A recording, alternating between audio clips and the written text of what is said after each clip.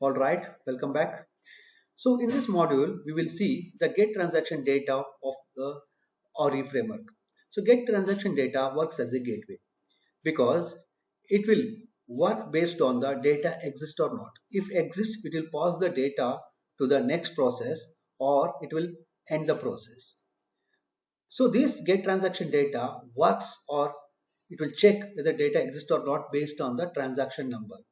So you could see here the transaction number is declared as an int and initial value is 1. So it will start from the 1.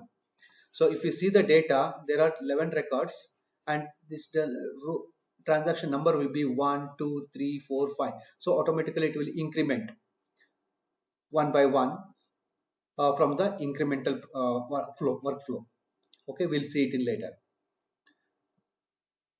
So whenever it get the data, so it will pass that to the process transaction and it will execute the task. Let me get into this get transaction data stage. Here you could see here check stop signal. This is somewhat like we can control the robot execution from the control room. If the flag set true, then it will end up with a message. It will stop the process or robot execution. And if it is false, then it comes into the get transaction data workflow. Inside the get transaction data workflow, you can get into this open workflow. Here what I have done is there is an int transaction number is a type of it's a int transaction number. Whatever we are getting the transaction number is less than or equal to transaction data rows count. So this io transaction data we will get it from the previous stage, the data table rows count. Whenever the condition met, then it will get the row. I mean, I have added this code out transaction item because we need to send this out transaction item. It is a data row to the main XAML. So assigning out transaction variable, that is nothing but a argument out transaction item is a data row. So since I am not connected to the orchestrator, I'm not using the queue item. So this I declared as a data row. Okay, out transaction item and equal to I'm assigning the value of data row to out transaction item. You can see the properties.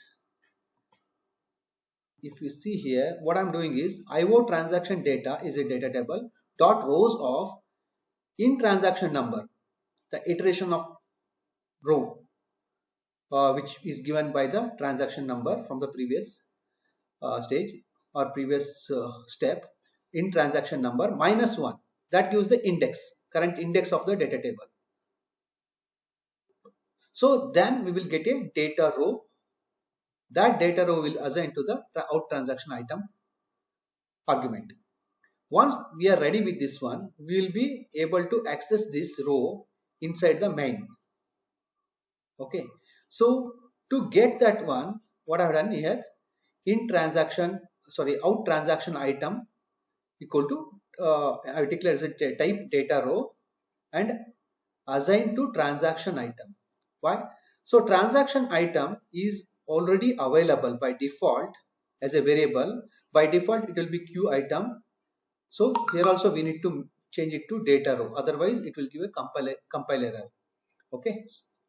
So in this one import arguments, so what I'm doing here is out transaction item as a data row and assigning it to transaction item so that I could access that transaction item of email.toString.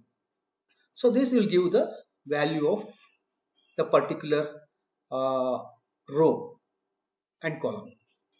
Okay. So let me check this how it works. Let me run the flow. Okay. So once I start, it is starting the website. Once it start, then it should download the file and save it, and you should read it. Okay, yes, I got the email which we expected. Thank you for watching this video.